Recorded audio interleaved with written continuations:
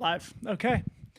And here we are, folks, concluding our Broken Arrow coverage here today, broadcasting from the heart of Palisades, Tahoe. We are trailgating, and we are nearly halfway through our week-long ultra-marathon of coverage here, bringing you all the action from the Broken Arrow Skyrace, starting tomorrow, the Western States 100. Of course, my name is Dylan Bowman, joined today by my good friend, Mr. Tim Tollefson. Tim, how you doing, buddy? Doing fantastic. I feel like I'm just warming up after one show, and I can't wait to do this with you 5 more times in a row. Yeah, and this will be kind of another warm down, wall warming up show. I think we'll make it a pretty quick one here today. We're not going to do any podium interviews today. For those, go check out the replay of today's broadcast over on the Broken Arrow YouTube channel. They got short interviews with all the top 5 from both the men's and women's races in what was a fantastic golden ticket race for the ages here at the Broken Arrow 23K. We're going to talk all about it here in today's show. Before we do, a big shout out and thank you to the team behind the scenes, Mr. Ryan Thrower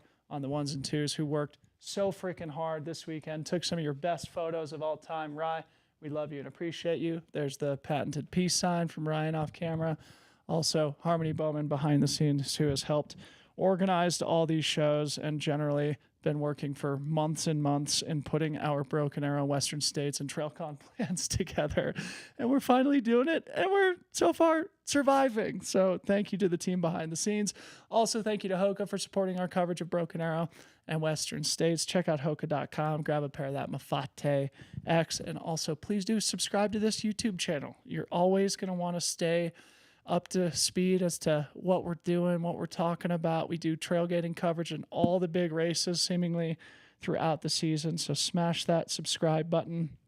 As I said, this is the last day of Broken Arrow, winding down, but starting tomorrow, Tim Tollefson, Corinne Malcolm, and myself will be going just downstairs from where we're sitting right now into the coffee bar where Hoka is building out an amazing studio for us for all of Western States Week. So if you're here in Palisades, Tahoe, come say what's up to your friends at Freetrail there at Coffee Bar. And yes, you heard me right. Corinne Malcolm is coming in. All the Corinne stands, I'm sure, are very happy about that. She'll be joining us on tomorrow's show and throughout Western States Week. Also arriving today, Freetrail's Advanced Analytics Department, Travis Longcar. Well, he's on his way right now, so we're very much looking forward to welcoming Travis, who, of course, is in charge of all of our fantasy stuff.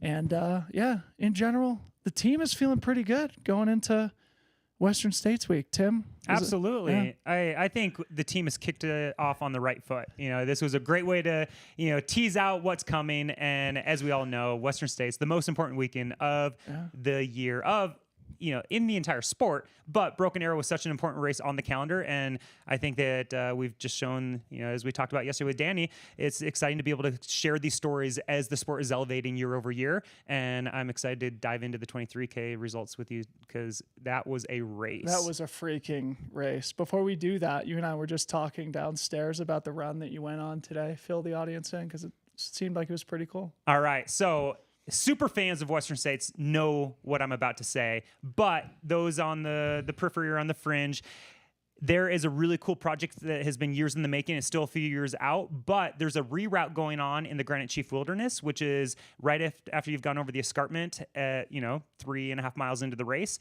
There is a new trail being built currently, and I went out and scoped it, and it is an absolutely stunning trail. I think that it's going to be a great addition to Western States, when it is when it is debuted, and then for the rest of the existence of the event. But what's neat about it is it bypasses this old kind of real rocky, boggy area of the trail that was really kind of problematic, and it's a challenge just for the environment and the runners. And this is going to bypass that. It's also going to create better views through the high country, and it's stunning out there. You can see all the way down across the valley. It's also going to probably kind of quicken up the race, which the trail is not fully built, but I was ripping through there, and then I came back on the old trail, and it's night and day difference in terms of the underfoot. It's really going to be a sweet addition to the race. Yeah, Topher and I were talking about this yesterday too, and I think we'll go into the course and talk about Western States for all of next week, but people do underestimate, I think, that section just after the escarpment at Western States. It is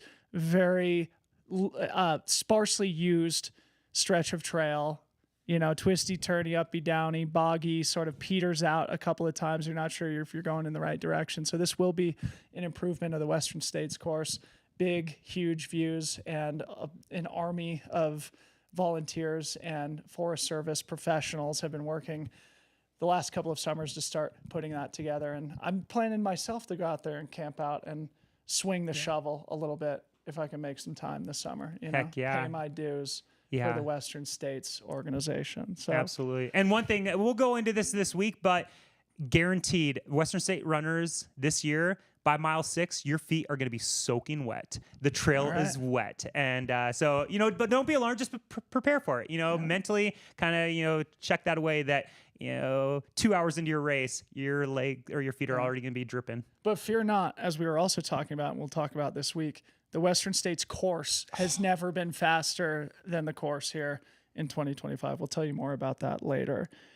Tim, launching into it, today's race, the Golden Trail event, 23K here at Broken Arrow. Maybe top line takeaways before we start launching into some of the results. Well, I mean, the king and the queen of the Golden Trail World Series proved why they're the king and the queen, and they came out with dominant performances. Starting with Joyce, I think it's really neat to see her back on top. She defended it, and, her and Anna had an incredible ascent battle on Friday. Joyce got the better of her and the entire field today. But then Elazine, the flying camel, he just...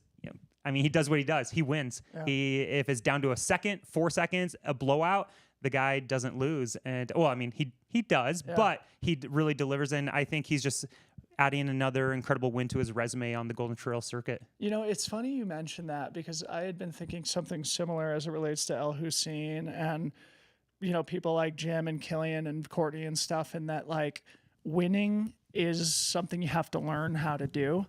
And El Hussein always finds himself on the winning end of these sprint finishes, although there was a race earlier this season where Philemon was able to edge him out by a couple of seconds.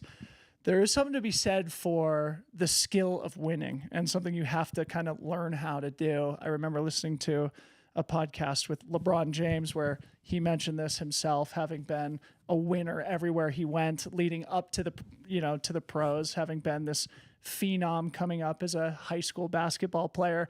And then when he went to Cleveland, he's the best player in the league, but still can't win. And anyway, I think it's just an interesting thing to think about as we always, are doing analysis around these professional athletes and these professional races is you have to learn how to win.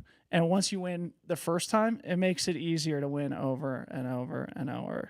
Easier. Absolutely. It's that you build confidence comes from competency, and every time you win, you're notching in, your belt with one of those marks. And it makes me think of Cole Hawker, our great American 1500 meter runner, who defending Olympic gold medalist indoors this year in the 3K. He and Grant Fisher both broke the world record, but Cole lost to Grant. And he was devastated. If you haven't seen that video, you should watch it. He's in tears because he lost. And it's he wants to win, but it kind of, that's kind of, what I think Elazine and Joyce kind of, also, represent. Not that, that winning is everything, but it is so important for these athletes, for a lot of reasons. And once you've done it once, it kind of is addictive. Yeah. Basically the same thing happened here today where so many people were under the previous course record, but of course we only have one winner in each race. So maybe let's start with the men. And obviously the winner today, El Hussein El Azawi, finished in 1:43.53. He knocked about a minute and a half or 2 minutes off Patrick Kipnano's previous winning time. Just behind him, Philemon Kiriago, who's the overall series winner leader at this point, was only 4 seconds back. And then Patrick Kipnano was, it looks like 15 seconds behind Philemon, sort of how we would have expected it to turn out. Those three guys, I'm sure most people who played fantasy put some combination of those three athletes in their top three, and it played out sort of in the way that a lot of people would have expected, but El Hussein getting the better of Philemon this time, where roles were reversed a month or so ago in the previous Golden Trail race. Any comments on the podium before we go a little deeper? you know what we said yesterday about how losing Remy, we thought that Christian Allen was kind of a nice, substitute for that Fantastic Four. And I think he showed that, while he didn't crack the podium, he was there, kind of in the mix and, finishing fourth in this stout field. And if you look at his history of Golden Trail World Series races, this is it is his best in this longer distance. Yeah. So I think that was a nice kind of level up for Christian. Dude, he raced in such a cool way. Did you get to watch the broadcast at all? I was out in the Grand Chief All right, Wilderness. so here's what happened. He came up over the top of the high point, probably like a minute or more behind the front pack of 3. He caught up to them on that super fast service road descent. He was going to drop like a 420 down that. We should actually, pull up his Strava account if you can. This is really testing your prowess. He better not be as the Strava dark. executive producer here. But man, somebody's going to have to do an analysis on that. He did bridge up there. They managed to get a little bit of separation on him coming out of Shirley Canyon there, the short climb on the long descent to the finish. And then he nearly bridged all the way back up on the last 3-mile descent from high camp. So, I mean, Christian was like, he never gave up is the other thing. And finishing in 4th place here after the victory in the ascent. And let's see, he was 35 seconds behind Patrick. So 35 seconds off the podium in 4th place. Christian Allen's here, man. He's arrived. Absolutely. The boy can run. Yeah. Dude, we had him here in studio for an interview after the ascent. And I asked him, hey, outside of World Championships, what do you got going on this season? He listed like literally every sub-ultra race in the world. And he's got his 4th kid due, I think, in the next month or so. He's only 27. He's got 4 kids almost. Yeah. And he's a freaking amazing runner. It's those BYU kids, I'm dude. a big fan. I'm a big fan. Grab your mic, Rye. Grab your mic. What do we got? We got Ryan on the stats. He ran low 4s, and it looks like his 9th mile was 4:48. And that was already after he was running down a little bit. So it said, his pace is in the low 4s, like 4:20. Did I not say 420? 4:20. I mean, he's fresh off of a 2:10 marathon, so the kid can run. It's and that's what we were predicting. Like this course, it's challenging on the uphills. It has those rhythm breaking rollers. It's steep, but the downhills are graded, perfect fire road, and you can absolutely rip if you still have legs. I mean, it's crazy though. I mean, El Hussein is known as the best downhiller on the Golden Trail World Series, therefore maybe the best downhiller in the world. Christian was able to bridge back up to that group. I mean, that shows the talent. And speaking of talent, the El Hussein of podcast production and YouTube live show production, Ryan Thrower. Great work, buddy. Thank you for that contribution. That was absolutely incredible.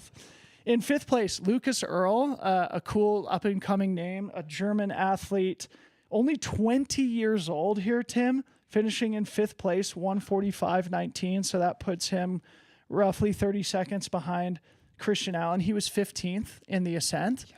This is a name, Lucas Earl, 20 years old, 5th place here. Got to remember it. Deutschland. Yep. I mean, Germany as a country, I feel like, is rising right now, too. Obviously, the French are sort of the dominant country out of Europe. But, people like Hannes Naumburger and Rosanna Buschauer, who's going to be running, both are going to be running Western States next week. Lucas Earl. Oh, and I got a text from Nicholas Benzer, a fellow German guy who's been working in the industry for a long time, that Lucas had his luggage misplaced in transit and that he had to race in borrowed equipment today. So makes it even cooler. In 6th place, Taylor Stack, stud. He was 4th here in the 23K last year. He's unsponsored last year. Yep. Now he's part of this sub-ultra distance Brooks crew. Brooks is doing a really good job of like building the pipeline. Yeah. I mean, just given the young talent they have, in 5 years, it could be that. Which is really neat to see because Brooks, a 50-plus-year-old brand that's known for dad shoes is now embracing the trail scene. I love it. Yeah, it's great. I mean, how is Brooks hip with the young kids coming out of like the track and field scene? It's so sweet. Good. Do you know anything about Taylor? Not a lot, but I know we had that great chat with him after his fantastic finish last year. And, it was, kind of a comment is like, hey, looking for opportunity. And now that he's on that trail team getting, help from Brooks, I think he's, as you said, this young kid, 26 years old, it's a name that we're going to start to be talking more and more each year. And with all of these, as we're seeing the depth of the field, it's somewhat like the ones that have opportunity to actually get to these races. I think that we're going to see them build their resumes and their experience, and they're going to, eventually, if they're sticking it long enough, they're going to really nail it. And Taylor's not.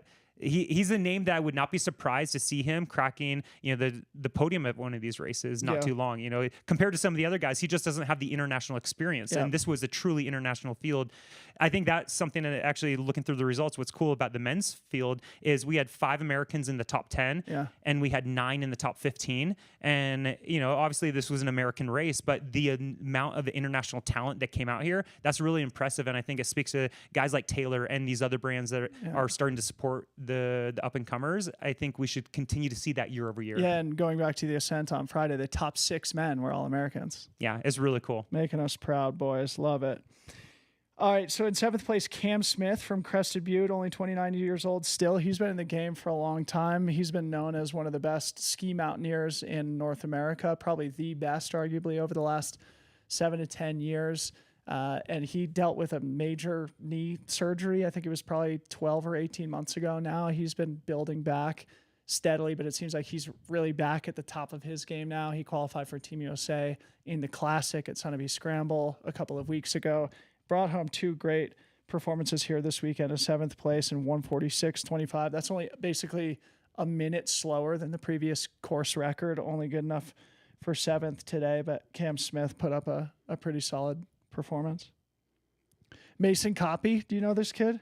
I do not. Lakewood, Colorado, 27 years old. He's in 8th place, 1:47.32. He was rocking the team swap, David Megan Roche kit with the dinosaur on it. But he's also been just like putting up really solid results now for a while. He also qualified for Team USA at Sunapee Scramble a couple of weeks ago in the Classic. So he will be in Confranc, Spain for the World Championships in September. But 8th place for him here today in a loaded field. Another great result for young Mason Copy, who's building a really solid resume for himself. 9th place. Put one up for the old guys here, Tim. Andy Wacker. Seeing his age there, I thought he was a 40 already, but 36 compared to these other runners in the field, that is basically masters. He's almost geriatric, but he held his own. And not only held his own, he ran incredibly well. Like I am very impressed. But Andy's one that he's been around for so long. He has so much experience, and it's neat to see that he still has the fire and the hunger to do this. And he's leading this trail team that is developing young talent in the U.S. And not only is he leading it by designing it, working on getting sponsorships, opportunities for them, he's out there running, working out, and racing alongside. It's a great just kind of like active mentor in it. And I think that if you're part of that trail team or, someone that's graduating from the NCAA or an up and comer, looking to that, knowing that, hey, the guy actually heading up this program is someone that I can really, I can model everything that I want to do in the sport around. And it's neat that he's still just crushing it. So 2 comments on that. I think that's a really astute observation, and that Andy is pretty much developing and nurturing his own competition through what he's doing with the trail team, making it harder for him personally to be higher up in Absolutely. the results. I mean, you got to admire that, the service mindset that he's bringing to the sport and really putting his heart and soul into creating opportunities for young up and coming athletes and kind of building this pipeline, a non-traditional pipeline for people who do come from the traditional road and track background and giving them an easier entry point to make a career potentially in trail running. But the other thing I wanted to say too, having talked to Joe Gray after the Ascent, Joe Gray's 41, Andy Wacker 36. Those two have been unequivocally the 2 best North American mountain runners for the last decade plus. And forever, everybody's wondered, like, when are they going to move up in distance? And they just refuse to move up in distance, and I kind of respect it. And it's neat that they have stuck around long enough to see Sub Ultra get their flowers. Because, as you said, the 2 of them have unequivocally been the most impressive and dominant short ultra or short course trail runners in the country, and also obviously Joe Gray, multiple time world champion. But a lot of our listeners may not actually know their names, which is a shame because we were so dominantly focused on, like from the media standpoint, on ultra and the 100-mile. But now they've been in the game long enough and they're actually getting celebrated for what they've been doing for the last decade. I love that. Yeah, and I think Andy was putting some work in too for the American Trail Running Association while he was here too. So raced twice, and he was, doing the content game. Yep. It's not easy. So shout out to Andy Wacker. Great round for him. And then guess who's right behind Andy in this race? Remy LaRue. Yeah, one of his trail team guys. Remy was a trail team guy? Yep. They let Canadians into the trail team? They did. Our neighbor to the north. No. But yeah, Remy, he raced Trail Fest, and he's one of those. He came up through the ranks. Yeah, so he's part of this Brooks crew. And Remy came to the Big Alta, ran the 50K earlier this year. And actually, this is a funny transition because I remember asking Remy, and he posted something to this effect at the Big Alta, like, so are you moving up in distance now? And he started, I think he may have done another 50K earlier this season. So for some reason, like counterintuitively started his season with the longer stuff and now is focused on sub-ultra sort of ascent and up-down style events that have been his bread and butter now for his career. But I mean, he's still only 28 years old. It feels like Remy LaRue's been around for a while. I think he's a multiple-time Canadian mountain running champion from Waterloo, Quebec. A really, really sweet guy. I'm a big fan of Remy's, and he brought it was a double 10th place for him this weekend. He was 10th in the ascent also. So he got 2 dimes. Yeah, and he ran 1:52.51. So he was 9 minutes back of El Hussein to bring home 10th. Pretty incredible. Top 10 within 9 minutes. That is sick. Any other comments on the top 10 men? No, but I have a comment on the top 12 men. Well, we'll get to that. We're going to get to that a little later. I'll tee you up. Okay. Moving to the women real quick. We mentioned Joyce and Jeru and, the skill of winning. She's the defending champion here in the 23K, was second in the ascent. She had a couple little, hiccups in the early season. I recall she got off course, I think while she was in the lead in the Golden Trail race in Japan, and didn't have a great one, I don't think, in China either. So she's kind of lower down in the overall standings. Of course, she is the defending Golden Trail World Series champion, so she was able to finally break through, put one back on the board. One of the things Danny and I were talking about on the broadcast today, Tim, that I'm sure you'll resonate with is, when you're a pro athlete and you have a couple of those hiccups in a row, it really starts to get in your head. So the relief of just nailing one like Joyce did today, I'm sure she's feeling pretty good about it. It'll be a huge confidence booster going into the rest of the Golden Trail World Series season. Dude, it was a sick race too. You weren't able to watch it, but she and Madalena Floria were sort of like yo-yoing back and forth all the way up the main climb. And then even on the descent, there was lead changes. And then we saw Joyce coming out of Shirley Canyon a little bit in front of Madalena, but 10, 15 seconds maybe. And of course, at the finish line, Madalena was 45 seconds behind. So Joyce was able to take advantage of those last couple downhill miles. Which is pretty incredible because, as Danny pointed out, Floria is a 1:10 half marathoner. Yep. So she has wheels. Yeah. And it just highlights that Joyce is an all around, not only, incredible athlete, but she knows how to win. Yeah.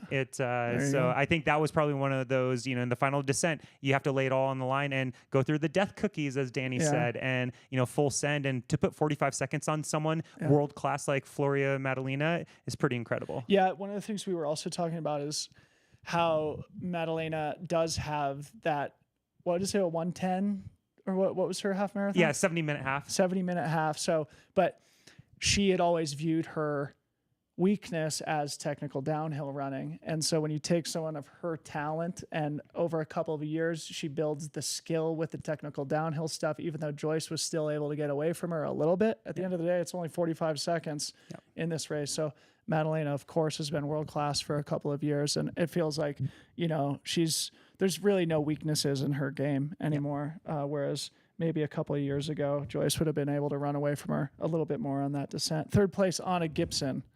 Probably, she and Logan Gregory, I think you could make an argument for either of them as being America's best sub-ultra distance athletes right now. Only 26 years old, winning in the ascent, third place in today. Absolutely. Lindsay and I ran into Anna in the plaza after the race, and it was neat. She commented, and I actually prefaced it with saying, hey, remember last year you were here for the ascent and then you were preparing for the Olympic trials in the 1,500 meters. And she said, yeah, I've decided to go all in on trail. I want to see what will happen if I dedicate an entire season. And she said she's starting to see that, kind of the fruits of that effort. And as you just said with, developing the skill set, she's one that is still developing it. She's young in her career. And I think this highlights that she ends up third in a world-class field with really being a first kind of almost micro season dedicated to trail. So she's going to be incredibly dangerous as she continues to figure this out. And throughout the season, I would expect to see her progress. And I said yesterday, I think she has all the tools to be a future world champion. Yep. And I would not be surprised if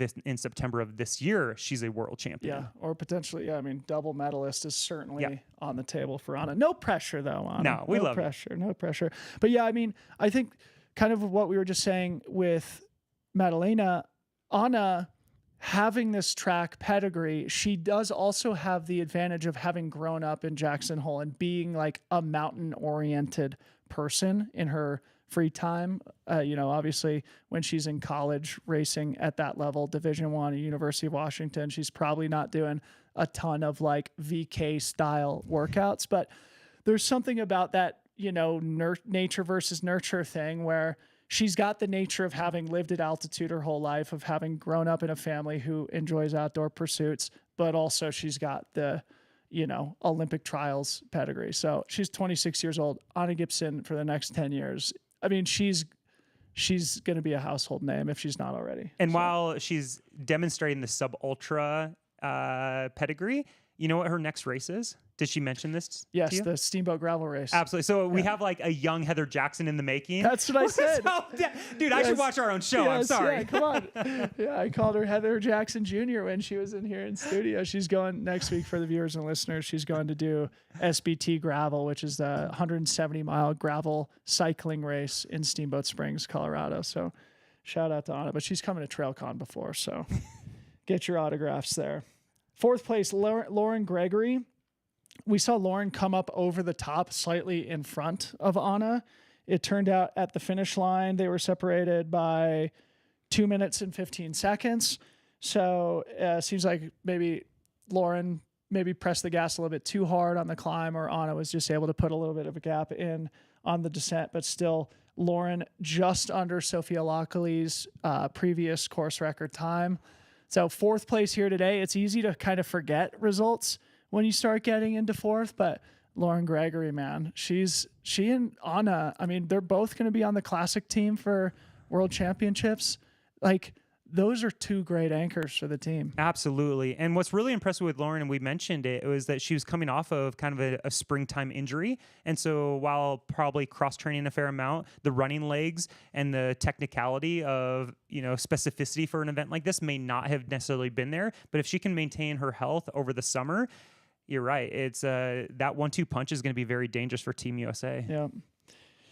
Let's see. Fifth place, Alice Gaggi from Italy. Don't know much about her, but she's 37. So in the oldest finisher in either of the top 10, slightly older than Andy Wacker. So really awesome to see Alice Gaggi finishing in 2:08:23. Just another sick fast time. She was sort of in that mix, fifth or sixth place all day. So I don't think really much to say other than another really solid run from an Italian here at Broken Arrow. In sixth place was Marie Navette, kind of similar thing, but Marie is only 26, so she's sort of the same age as Anna and Lauren Gregory, but French, and has finished in seventh in 2 previous Golden Trail races this season. So Marie Navette could potentially be sort of like the Anna Gibson of France, more or less, probably one of those names we need to keep an eye out for. Absolutely. In the athlete introduction, it said specifically, because I didn't know much about her, it said no sponsor, but then she's rocking the whole Nike kit all day. So seems like at least somebody there was one of those potential. There was one of those hotel room deals going down right before the race. Yeah, the ink hadn't dried yet, but the kit was on. So we're speculating here. I don't know Marie at all, but awesome race from her, finishing 6th. And I think now she's in the mix now for the overall in Golden Trail. In seventh place, Jade Belsberg, who, man, is just having an incredible season. The Canadian 209.06, just to run down some of her results this year. She was in studio after the ascent where she was third. Earlier this season, she won Chalconut. She was second at the Big Alta, 100K, third in the ascent. Then what was it? 7th here today. And now she'll be representing Team Canada at the World Championships in September. Something that struck me about, referencing Jade is, I think some of what is highlighted by her ability to transcend all these different distances in our sport is that, her partner, Nicodemus, is really dove in deep into like the sports psychology side, and a fan of the show, Darren, which... Let's see. You labeled Darren a couple of years ago as like what was Darren Thomas? Yeah, Darren Thomas as like the young up and comer like of the year. But Darren actually started working with Nicodemus also, and I think I'm speculating, but I would imagine that some of this ability for Jade to like kind of transcend between all the disciplines is that she's really focused a lot on the mindset of her as an athlete, and she's been able to kind of unlock kind of that next level up of her performances by being able to like really kind of shape and control maybe where her thoughts are going through these buildups through the races, and not pigeonhole herself into one thing. So I love that she's been able to show that it's an ascent or 100K or 50K, and she's going to come to play. Yeah. So we saw her at Chalconut. Then obviously she came to our race at Gorge Waterfalls. Yeah. But the thing you notice when you watch Jade race, which I have multiple times in the last 8-9 months or whatever, she's always smiling. So maybe that's part of this mental game that she's working on. And it's funny, her partner, Nicodemus Holland, who you're mentioning, our viewers and listeners might be entertained to know, he was, I think in the single digits of Barkley Marathon finishers. Correct. When he was like 26 years old. Yeah. So look up Nicodemus Holland. He's a guy who I've been sort of following since I came. We're about the same age, I think. So, we've been in the game, for around the same time. And topical, as States is coming up, anyone that's watched the famous Unbreakable, he's the one talking to Killian in one of the opening scenes. Right. I don't know, Catalan or like in Spanish. Yeah. So shout out to Jade Belsberg and her husband, Nicodemus. Great people. And Jade, an awesome race, finishing in 7th. Allie Mack in 8th. She comes to Broken Arrow every year. She races multiple distances every year, always in the mix. 209.54, an amazing time for Allie Mack, the former world champion, who's kind of, always in the game. We had heard reports that she was maybe not going to start today, but there she was in the field. Never really in the mix, like typically you view Allie Mack especially as like, somebody who can climb better than anybody, vertical world champion in her career. But, I don't mean not being in the mix pejoratively, because, certainly it's very hard to keep up with the likes of Joyce and Jeru and Madalena Floria, but another awesome result for Allie Mack, who was also in the vertical. I think she was about 8th in the vertical too. 9th place, Alexa Aragon from Salt Lake City. Don't know much about her, but 211.24. And then in 10th place, Sydney Peterson, who was 4th in the vertical, second American, rounded out the top 10, 214.20. So that's her best finish in a Golden Trail World Series, where she was 13th at Trailfest in 2024. Mm-hmm. So to crack the top 10 in this field is really, really special. Yeah, only 25. Yeah. So if you look at, Anna Gibson, Lauren Gregory, Sydney Peterson, those are 3 Americans in their mid-20s right now who it looks like are just like finally, after building experience for a year or maybe 2, it's like now is the time where it's sort of like, look out, they've got obviously the talent, but now they have the experience also. And similar to the men, there were 5 women in the top 10 and 8 in the top 15, for Americans. Yep. Right. So the top 10 was separated by 13 minutes for the women, whereas 9 for the men. So tight racing in both events. Don't you wish we had cross-country scoring in this? For nations? For nations? Isn't that what the World Championships is for? Yeah, it could have a little. Well, we'll have our statistician for Freetrail run the numbers. Yeah. All right. In our advanced analytics department, Travis Longcar will comment on this later. All right. Any other comments on today's race before we move on? It's specifically on the top 10, because I want to talk about some of the other storylines through the weekend before we sign off. All right, well, let's move on. But before we do, we have a very important word from our sponsor. Okay, this is Ryan behind the scenes here, producer. I've been wearing the Mafat X all week. I've actually put them on in the morning, and I go for a little run or shoot a race or whatever. Keep them on through the whole time we're doing these shows, and then I'll maybe go out for a couple more miles in the evening, and my feet feel great the whole time. Today, my watch told me, hey, like maybe someday you'll run like a 21-minute 5K, and I ran an 18-minute 5K. And so look what the shoes did. I'm not in bad shape, but I'm not in great shape. And the shoes just gave me pop. I remember one time Jim was talking to me. He was like, oh yeah, I got pop in my legs. And I was like, oh yeah, I totally know what you mean. Yeah, like and I've never felt that. Yeah, I've never felt that until I put these shoes on. And I've had pop all week. So my first run out of the box was a 20-miler. They're great. They have pizzas and with smiley faces on the bottom. Tacos. Yeah. And they're just great shoes. So, and I'm not paid by Hoka to say that. I run a lot of different types of shoes, but they're so good. And they look like they might be a little heavier than they are. They're incredibly light. So you got to try them out. The Mafat X Hoka. Hoka.com. Check out Jim Jr. over here dropping an 18-minute 5K. Watch out. Good grease. Hoka.com. I think it's the Mafate X, but we'll let it slide here this time. But great shoe, and thank you for providing that very specific and authentic endorsement there, Ryan. All right, a couple more things before we sign off here this afternoon. Tim, yesterday you got very enthusiastic when we brought up Sam Chalanga's name. 12th place here today. Share a little bit with the audience. Lindsay said I got embarrassingly excited about Sam Chalanga last night.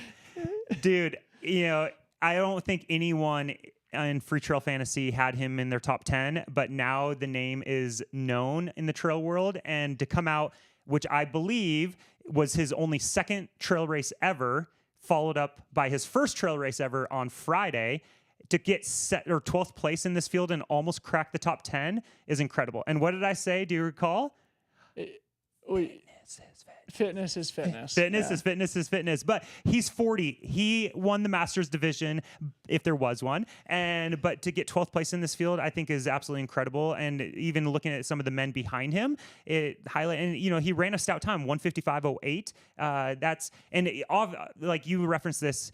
As we get crossover athletes from the road, from the track, specificity doesn't always transfer because underfoot, the terrain, it can really hamstring someone. But he was able to navigate some of those, technical descents, even off the summit. And then, as Danny said, the death cookies. And to run that, I think it really highlights that if he's going to stick around, I would not be surprised that Sam Chalanga becomes a name that we pretty quickly see climb the ranks into top 10, top 5, even a contender at some like important races. But where does he live? Because I think I saw it's like North Carolina or something. Yeah, I mean, if that's because that makes it even more impressive. Yeah, like if he's training in North Carolina and running 155 out here, pretty incredible. Like just turning into a trail runner, where there are not high mountains on the east. You definitely, obviously, our followers and people in the chat will probably give us crap, but the AT is very technical. There are a lot of things out on the East Coast that you could practice, but not the altitude. Yeah. Often is hard to challenge that. Now, Sam Chalanga, it's possible that he's had training stints in higher altitude areas. Often as a marathoner or a track athlete, you will have a stint, here in America, either in Mammoth or Flagstaff or Park City. Yeah. And also it's not uncommon to go into the Rift Valley or Kenya or you make your way to East Africa. So it's possible that he is no stranger to altitude, but he's definitely a stranger to trail. And so I think it's really impressive that he came out here and delivered a 12th overall performance. And something I would love to hear from him is, and maybe we should try to get him on the show, but to run this, compare it to what he has felt at the end of a 1 hour flat half marathon pre-super shoes, or a 27 flat 10K runner pre-super spikes. What do his legs feel like running an hour and 55 minutes here versus those types of performances? All right, Sam, we got to schedule something if you're within the sound of my voice. Ryan or Tim will have to be my co-host because I know nothing about track and field. But we would love to chat with you, and congratulations. And Tim called it. I mean, I recall yesterday, I think you said, I think he'll be top 15, top 20, 12th place, top master. It's, fitness is fitness. Be careful with my advice because, as I said offline, I'm terrible at fantasy free trail because I pick my friends. But every now and again I have a nugget out there, so you should listen. Yeah. All right. Next person I just wanted to give a shout out to is Taylor Nowlin. Danny mentioned this, I think, on yesterday's show, but returning to competition after becoming a mother of twins. She finished in 22nd place, 2:27, and just behind Taylor was Pema Franchi in 23rd place, 12 years old. Tim, I know you've got a few words about Pema. You've got a relationship with her and her family. Yeah, it's really neat. Pema, her brother Noam, and her dad came out to Trail Fest last year, and she got 3rd place in the Ascent. I believe she was 11 years old, and everyone on site was like, what the heck? And then, as you said, she did incredibly well this year, getting 5th at the Ascent. And then her brother also, he was 32nd in the Ascent on Friday, and then finished 21st in the 23K today. Nice. It's a young family that, they are constantly, their dad is looking for opportunities for them because, back home, there isn't a lot of opportunity to race. And so anytime they are able to get out here, especially to the States, they try to make the most of it. And I think it's really neat to see these, younger kids really kind of getting guidance on recognizing that there might be a future in trail and bypassing maybe even track and field at the outset. But it's really neat to see someone like her crushing. And anyone that saw her out on the course, you would probably know that she was smiling, and she truly seems to be enjoying it out there. Her brother Noam is also in his teens, right? Yep. Yeah, I want to say he's 15, 16. Yeah, so maybe he's 17. I remember last year we talked to them on one of our shows, didn't we? Yes. I just, we do so much of this stuff that my memory betrays me, but they're from Ecuador, of all places. So teenagers from Ecuador coming here to Broken Arrow and holding their own. Pema was 5th in the Ascent, and I just want to bring this up because it's top of mind. I had Joaquin Lopez on the podcast recently who won Ultra Trail Mount Fuji this year in course record time, also an Ecuadorian. Golden Trail goes to Mexico next week. The rise of Latin America, I think, is really going to start to happen. And in professional cycling, there's a lot of Colombians and Ecuadorians who are great. They live at high altitude. They have mountains out the back door. They don't have the same type of opportunities in a lot of cases. So it's just really cool to see Latin America show up in the form of Noam and Pema Franchi here this weekend. And yeah, a great double from both her and her brother. So just wanted to give them special recognition. Next thing I wanted to chat about just quickly is the Triple Crowners here this weekend. For those who don't know, Triple Crown are the people who run the Ascent, the 46K, and the 23K on 3 consecutive days.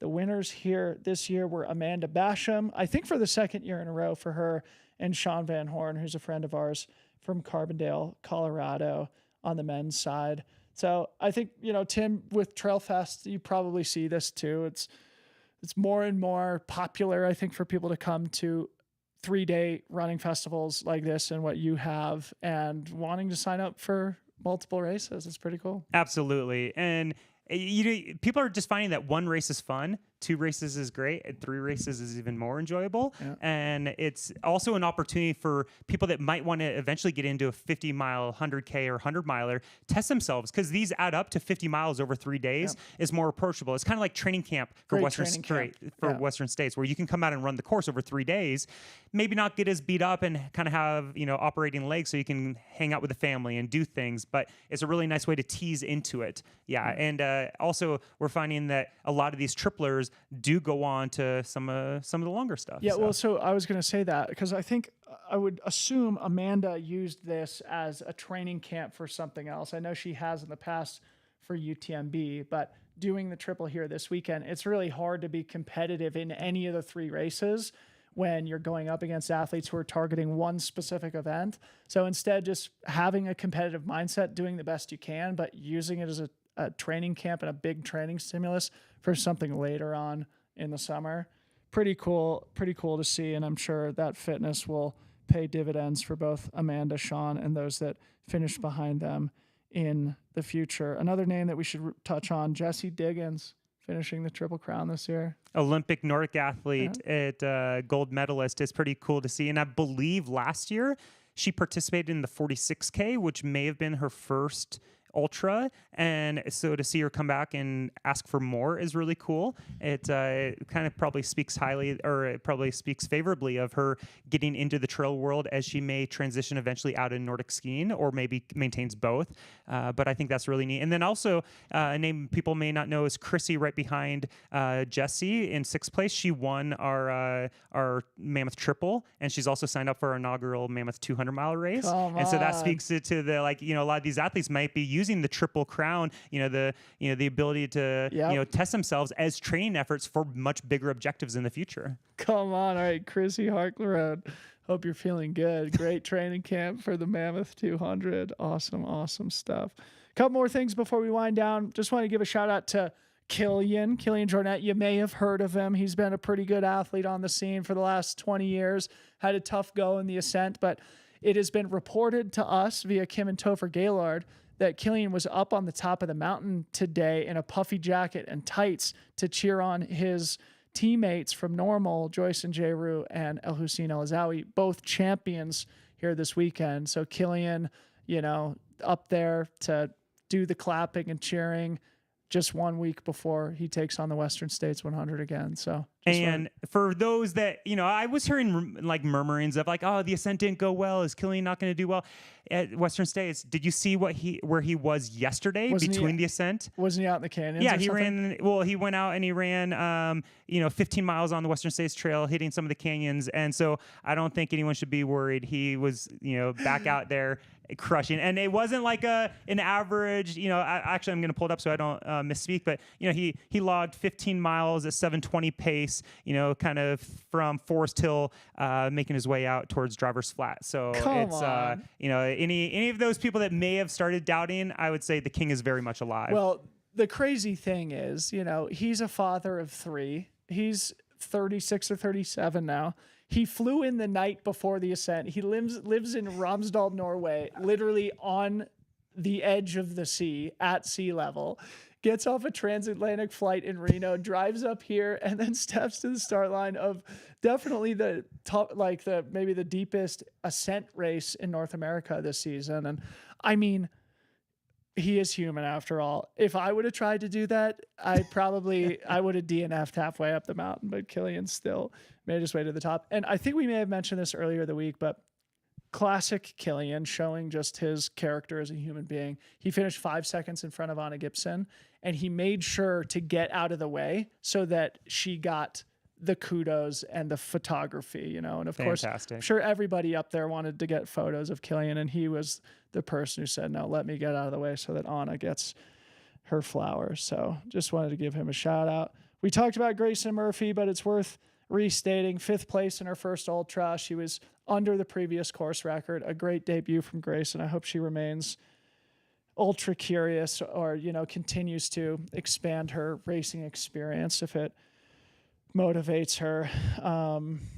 Any comments on her before? There's a couple more things I want to touch on before we go. It's wonderful to see her starting to, kind of dip her toe into that longer distance. And as we said in the recap yesterday, I think it just, bodes well for her if she decides to continue to experiment, because there is a learning curve as you get into the longer stuff. Yeah. Okay. The world's team question marks. I wrote this down too. It was pretty confusing after the 46K as to who's actually going to be on Team USA. So it's going to have to be like a to be determined thing. It's not like a super satisfying set in stone Team USA, but hopefully in the next couple of weeks we have clarity. Either way, I'm just feeling really confident in the American depth at these 50K and below distances. So I think we're going to be sending really rock solid teams to Conference in September. Absolutely. Okay, I just wrote down a bunch of names who did well in 2 races this weekend. Christian Allen, 1st in the ascent, 4th in the 23K. Joyce, 2nd in the ascent, 1st in the 23K. Anna Gibson, 1st in the ascent, 3rd in the 23K. Jade Belsberg, 3rd in the ascent, 8th in the 23K. Alexa Aragon, 10th and 9th ascent and 23K. Sydney Peterson, 4th and 10th, same distances. Laura Hamilton, 9th and 11th, same distances. David Sinclair, 5th and 2nd. That I think is interesting because he finished just outside of Team USA for the ascent, but then made the team in short trail.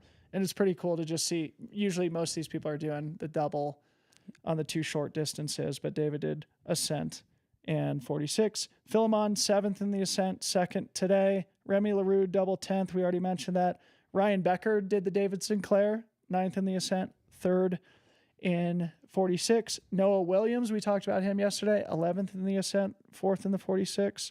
And then Lucas Earl, who we mentioned earlier, the 20-year-old German, was 15th in the ascent and then 5th in the 23K. Now, we come from the era of we would see our our counterparts in Europe do this all the time, but if we ever went to a race, I don't think you and I would have ever done an ascent before our main one. Definitely not. Like, do you think this is taking it out of any of the athletes, or is it truly just like a warm-up? It's like a long stride where it's revving the engine, opening the system, and they actually are going to fire better. Like, I wonder with Christian Allen, he was, 30 seconds behind Patrick for 3rd place, and as you mentioned, he was catching everyone on the downhills, maybe losing a little ground on the uphills. Could that have had any factor? I mean, it's a good question. I would say that if it does, it's not significant, right? I guess, but it doesn't take significant detriment of performance to make the difference between 4th and 1st, right? No, we're getting small margins. But if we look at the 2 winners, El Hussein didn't do the vertical, but Joyce did. Yep. So, it seems like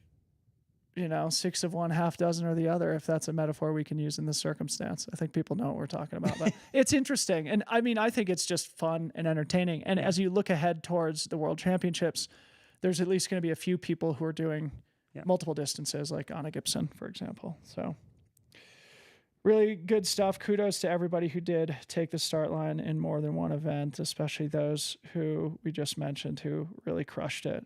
Final thing I wanted to mention before we sign off, the fantasy winners here this weekend in the ascent. It was Jeff Lyons. Good job, Jeff. Big round of applause.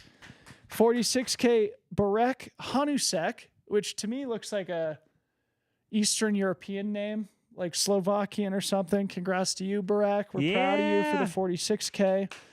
And then in the 23K, somebody using an alias, but this person is always up there. The runner account on fantasy.freetrail.com brought home a victory in the 23K. And evidently, according to Travis, Freetrail's advanced analytics department, runner picked the top 5 women in the exact right order today. So shout out to you, runner. Good work. I beat Tim. I was 111th today. Yeah. That's probably my highest show, and I was 122nd. Yeah. But I don't know. I feel like there's something a little fishy. Did Travis Longcar get 10th? Yeah, he got 10th. Yeah, he's very good. He's just man. very good. It's yeah, but see, you could be suspicious. Knowing Travis, I mean, is there anybody who's a more honest person than Travis? Yeah. I'm just jealous. Yeah, me too. Yeah, I mean, here I am. I'm on the broadcast acting like 10. I know what the hell I'm talking about. And Travis We're supposed to be the experts. Travis is the guy who actually knows what he's talking about. We should have him on the show. Take my job, Travis, for God's sakes. Tim, so fun. Any closing comments from you? That was such a fun weekend. Yeah. It's always a pleasure. I'm just going to keep beating this drum because it'll never get old. I'm so excited to see the sub-ultras getting the publicity, the media, the opportunity for the young athletes. It's something I think our sport is going to benefit from. It's going to foster that next generation of like crossover athletes that don't want to jump right into a 100-miler. And it's for some athletes like Joe Gray or Andy Wacker or some of the women that were out here on the field, they don't ever have to even go that way. They could just make a career for themselves in the sub ultra or right at that 50K distance. And I love that. I think it's healthy to develop all disciplines under the trail and ultra umbrella. And I love to see it. It's such an exciting time to be a fan of the sport, but also on the other side of the equation, right? Like Cocodona was 5-6 weeks ago. And how sick was that? I mean, the Mammoth 200, that's going to be incredible. I'm sure it's going to be exciting in a very different way. So there's just so much to be excited about in the sport, whether it's a 2-mile vertical race like we had on Friday or a 250-mile race like we saw at Cocodona. There's just so much cool stuff to talk about, which makes our job easy. So thank you, Trail Running. We appreciate you. Before we go, make sure you subscribe to the channel. We would really appreciate it. Please smash that subscribe button, leave a comment, hit all the buttons. I don't know all the rules, but the more you can help us out, the more we can do this stuff, and we really appreciate it. Go play fantasy for Western States. We picked 10 deep for that race, one of the few times of the year where we go that deep. Voting is open now. Voting is also open for the Mont Blanc Marathon and Lavaredo. I think we're probably going to play the Tepec Trail, the Golden Trail race that's also happening next weekend in Mexico. So a lot of fantasy stuff. Go check out fantasy.freetrail.com. Like Ryan said, you have to go get yourself a pair of the Mafate X, that forked carbon plate, the big soft midsole. You could drop an 18-minute 5K, I promise, if you go get a Mafate X. Hoka.com. Finally, a big thank you to the team behind the scenes. Ryan Thrower, great job this weekend, buddy. You crushed it. Harmony Bowman, you're amazing. Thanks for all you do behind the scenes here. Addie Thompson, Lindsay Tollefson also. We got the whole crew in the studio. Dude, what a family. Makes for a great show. We got the whole support system here, Tim. We did it. For Tim Tollefson, I'm Debo. We'll see you guys. Top 10 storylines of the Western States 100, 3:30 p.m. tomorrow. We'll see you there. Peace out.